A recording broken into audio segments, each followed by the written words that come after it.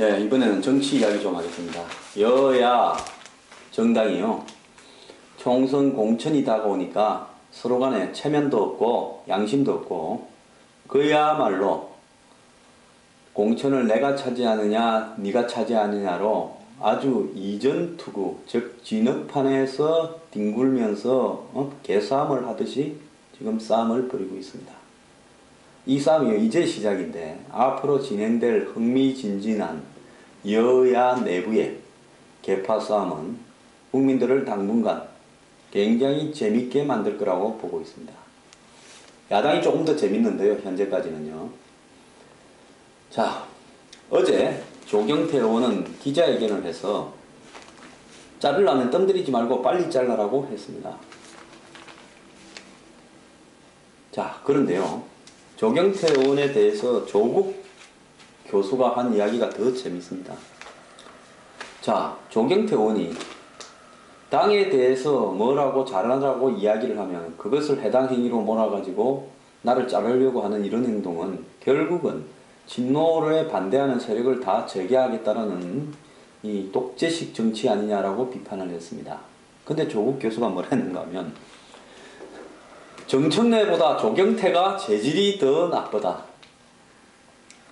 자, 사람이요 지식인이라고 지성인이라고 존경을 받는 것은 물론 아무리 지식인이고 지성인도요 자기의 이해관계가 있는 측면이 있고 돈이 생기는 측면이 있고 직장이 있고 또 정치적인 어떤 편이 있을 수 있습니다. 그래서 사람인 이상 어느 쪽으로 좀 기울 수는 있지만은 그래도 지식인이나 지성인이라고 이야기하는 것은 기울더라도 일반 정치인들처럼 안면몰수하고 그야말로 국민들의 비판이나 시각은 아랑곳하지 않고 얼굴에 후안무치하게 중국의 그 허쿠론이라는 게 있지 않습니까? 얼굴이 두껍고 검어야 정치에 성공한다 했습니다. 저는 얼굴이 검지도 않고 두껍지도 않아 갖고 정치는 안 될 것 같아서 일찌감치 포기하고 있는데요. 이런 사람들이 하는 정치에 조국 교수가요 요즘 허쿠론을 완파해서 거의 달인의 경지에 이르는 것 같은 발언을 하고 있습니다. 조경태가 정청래보다 재질이 더 나쁘다. 정청래는 막말을 우발적으로 했지만은 조경태는 당 내부의 세력을 보고 종북이라고도 하고 집단적 관계라는 말을 의도적이고 반복적으로 썼다라고 이야기를 하고 있습니다. 자, 여러분 이 조국 교수의 말을 여론조사에 붙이면 조국 교수가 말 잘했다라고 생각하는 사람이 몇 프로 된다고 보십니까? 저는요 한국 최고의 지성이자 강남 좌파라고 하는 사람이 패싸움에 앞장서서 전위대 역할을 하더니만 그러면 차라리 새정치연합 혁신위원회라고 하지 말고 새정치연합 한마디로 전위대 친노 전위대라고 한다든지 새정치연합의 수렴청정위원회라고 한다든지 그렇게 이름을 붙여야 되지 않겠습니까? 중립적인 척 하면서요. 어제 그 조경태 의원의 말을 물고 늘어졌습니다. 자, 안철수, 김한길, 정세균 그런데 모든 사람들이 나보고 불리한 지역에 가라 못 가겠다. 안철수 의원은 깨놓고 부산에 출마하지 못하겠다고 했습니다. 자, 이 와중에요. 윤리심판원장을 맡았던 안병욱 가톨릭대학 명예교수는 윤리심판원장을 그만두겠다고 이야기를 했습니다. 자, 새정치연합은요 당의 윤리를 강화하겠다면서 그전에는 각 정당마다 이름이 윤리위원회였습니다. 그런데 이름을 좀 무겁게 지어가지고 윤리의식을 확실하게 강화하겠다 해서 윤리심판원 무슨 소로몬입니까? 누가 누구를 심판합니까? 그래 이런 거창한 윤리심판원장이라는 자리에 안병욱 교수를 앉혔는데요. 이분 제야에서 뼈가 굵은 한국 사회의 제야 중에 안 해본 일 없이 다 그친 그런 분입니다. 이런 분이요. 정청래는 사면해주고 조경태는 징계하겠다고 결정을 하니까 그래도 이분 교수분이라서요. 우리 조국 교수님하고는 달리 양심이 좀 계셨던 모양입니다. 징계 기준을 가늠할 수 없고 이 말이 뭔 말입니까? 정청래는 살려주고 조경태는 죽이겠다는 데서 징계 기준을 가늠할 수 없다 이 말 아니겠습니까?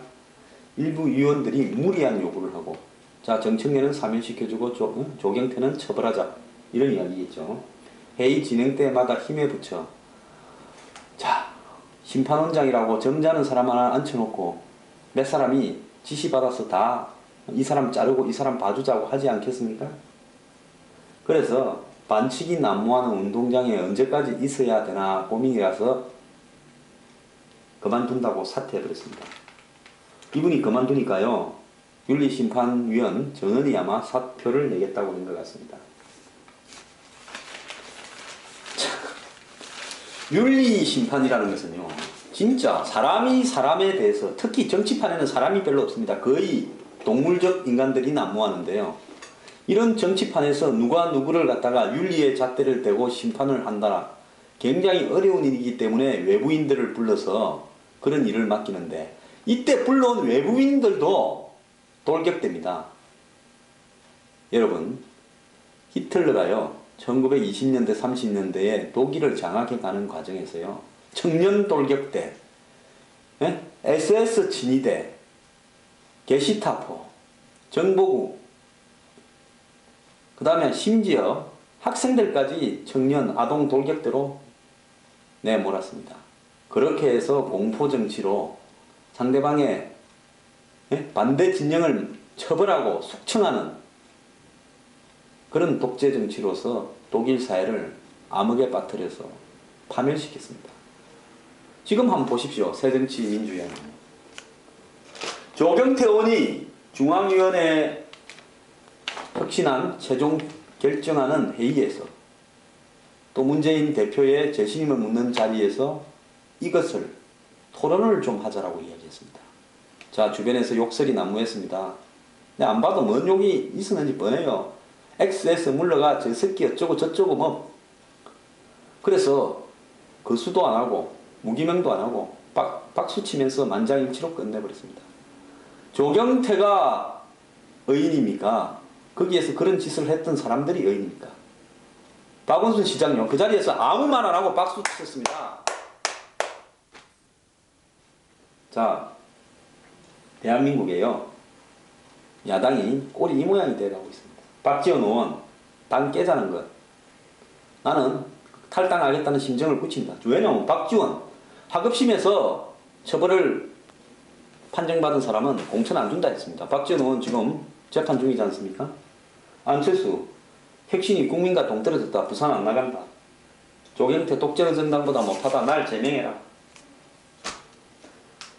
자, 이 와중에 천정배 의원이 기름을 좀 붓고 불을 질렀습니다. 문재인 대표가 광주 어느 지역구라도 출마하면 내가 붙겠다. 자, 여기에서요. 문재인 대표 부산에 출마해라. 자, 혁신위원회 사람들이 양심이 있으면 이런 소리 하면 됩니까? 아니, 문재인 대표요. 부산에서 출마해서 부산에서 당선됐는데 여당이 문재인 대표 당선시켜 주려고 손수조 씨를 공천했지 않습니까?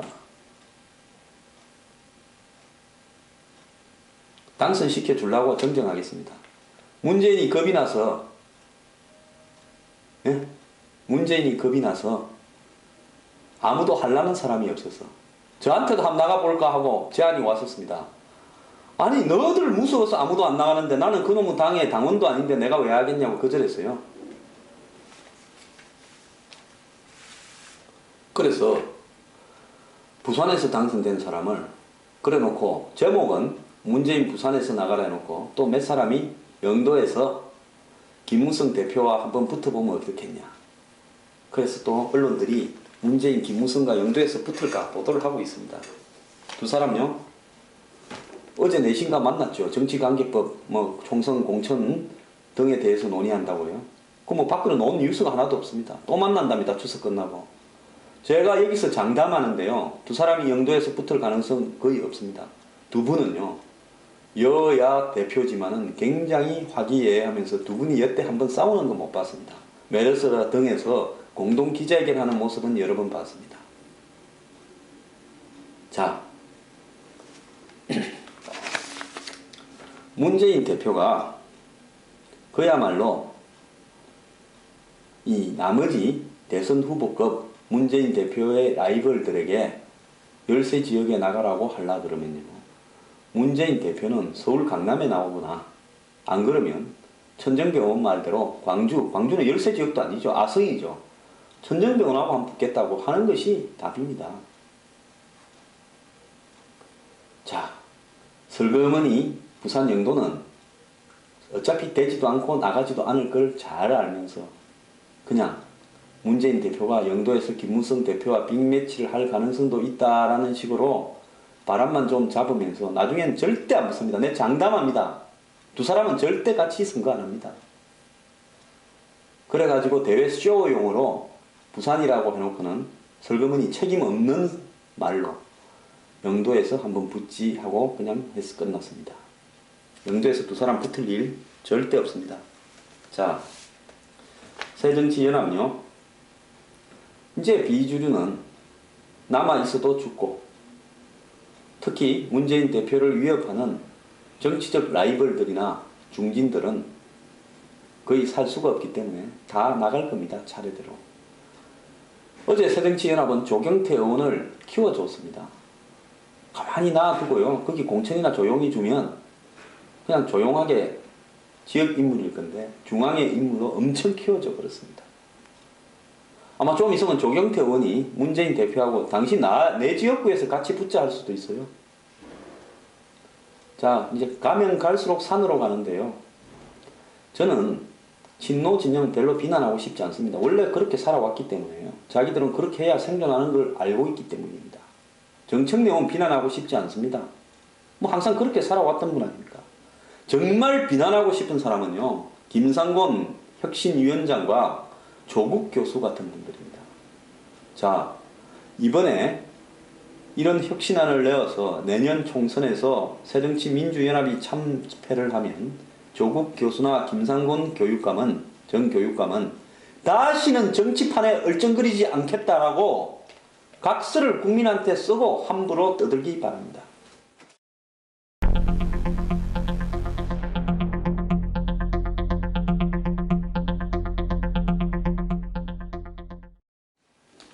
자, 이제 새누리당 쪽으로 한번 건너와 봅시다.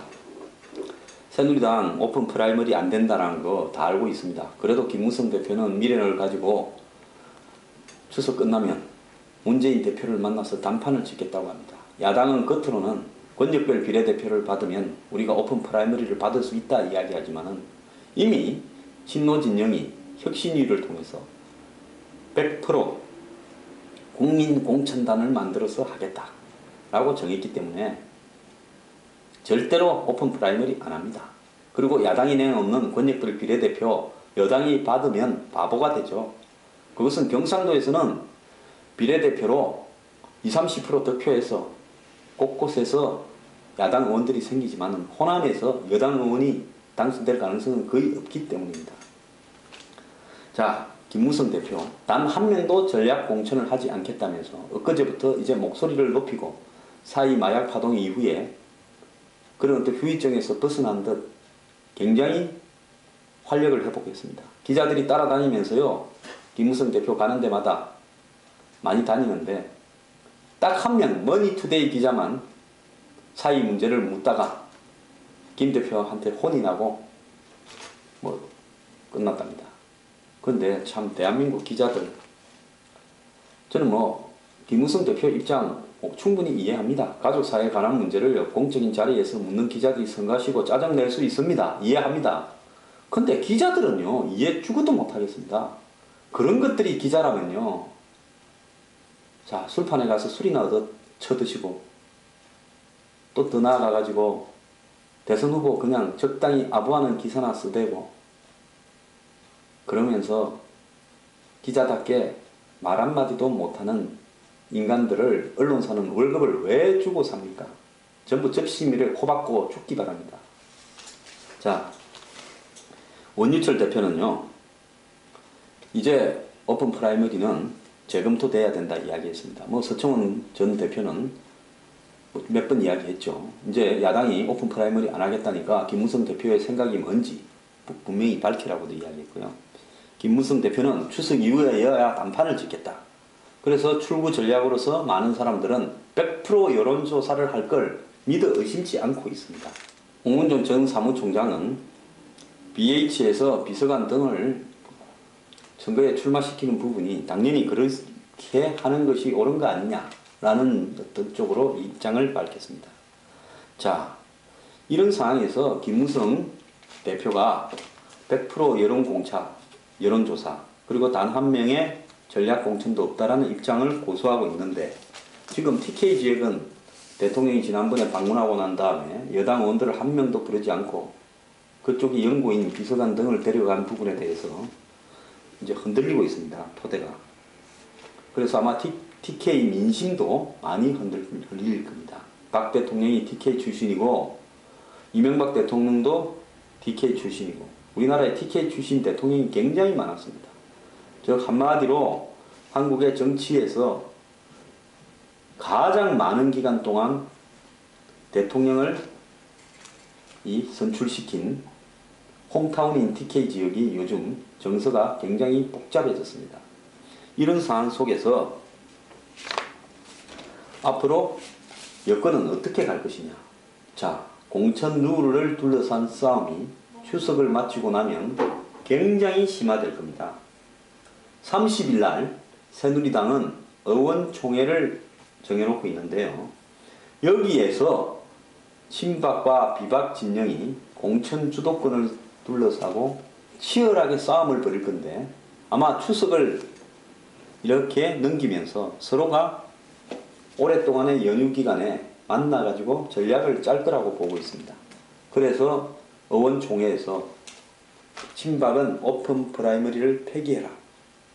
그리고 현실에 맞는 합리적인 공천안을 만들자. 그리고 일정한 물갈이가 필요하다. 그리고 전략 공천이 필요하다 등의 이야기를 할 거고요. 김무성 대표는 나는 지금도 국민공천이라는 이름으로 오픈 프라이머리를 하거나 그게 안 되면 100% 여론조사를 하겠다라고 밀어붙일 겁니다. 여기에서 핵심은 뭔가 하면 김무성 대표는 현재 의원이나 당협위원장을 하고 있는 사람들을 그대로 공천으로 밀고 가서 그 사람들을 하여금 총선을 치르게 하겠다. 그리고 총선을 치르더라도 그 중에 상당수가 지금 여건이 거의 이길 거라고 예측이 되고 있지 않습니까? 그럼 뭐 한 지역구에 250명 공천을 하면 그 중에서 제가 볼 때 뭐 150명 이상은 살아올 겁니다. 그리고 떨어진 사람도 한 100명은 당협위원장을 하겠죠. 그리고 비례대표에서 좀 얻고 하면 여건이 실질적으로 180, 190 내지 200석 가까이 갈 가능성도 있습니다. 현재의 판도로 보자면요. 이런 상황에서 김무성 대표는 다수의 의원과 당협위원장들이 내가 공천을 100% 여론조사로 밀어서 그 여론조사의 덕택 때문에 현직들이 교체되지 않고 그대로 공천을 받아서 나갔기 때문에 이 사람들은 선거가 끝나면 나를 대선 가는데 지지할 거다. 이렇게 볼 수 있을 겁니다. 실제로 당원 대의원이 지역구별로 할당이 되기 때문에 지역구에 당협위원장이나 의원들을 많이 확보하면 새누리당 대선에서 이길 가능성이 크죠. 그렇게 된 사람이 여론조사 일부를 반영하지만은 거기에서 뒤집어진 적은 새누리당에서 거의 없었습니다. 그리고 친박 진영 같은 경우에는 무슨 소리냐, 물갈이가 필요하다. 지난번에 박근혜 대통령이 비대위원장을 할 때는 한 40% 정도 물갈이를 하겠다고 했었죠. 그런 수준의 물갈이를 하자라고 이야기를 하면서 일정한 정도의 친박과 청와대의 지분이 필요하다. 근데 그렇게 하자면 현재 당신이 하고자 하는 국민 공천을 빙자한 100% 여론조사가 의미 없는 게 아니냐라고 이야기할 겁니다. 실제로요, 대한민국에 지역구에서 여론조사로 누구를 지지하느냐고 전화 돌려서 묻게 되면요, 그 지역에 허구헌날 행사 쫓아다니고 집집마다 방문하고 악수하고 다니고 선물도 돌린 현역 의원이나 지역의 당협위원장이 공천받는 확률은 저는 99%라고 보고 있습니다. 그러면 국민공천이 아니라 현재 하는 사람 그대로 다 해주기 공천이라고 해야 되지 않겠습니까? 어쨌든 친박 진영은 자신들 이해관계가 현재로서 친박이라고 할 수 있는 사람은 저는 30명도 안 된다고 봐요. 모르겠습니다. 겉으로 자기들이 친박이라고 우길지 모르지만 진짜 급했을 때 친박이라면서 편을 들었던 사람들은 저는 그 정도도 안 된다고 보고 있습니다. 자, 30일 날 의총에서 새누리당 친박 친이 간에 머리가 터지도록 싸울 겁니다. 근데 이 사람들은요, 야당처럼 화끈하게 싸우지도 못하고요, 노골적으로 싸우지도 못하고 싸울 듯 하다가 또 뒤로 세고, 어쨌든 싸움 하나는 야당이 훨씬 재밌습니다. 여당은요, 싸움도 잘 못하고 그냥 골몰 때까지 꾹꾹 밀고 갑니다. 미련 곰탱이 같습니다.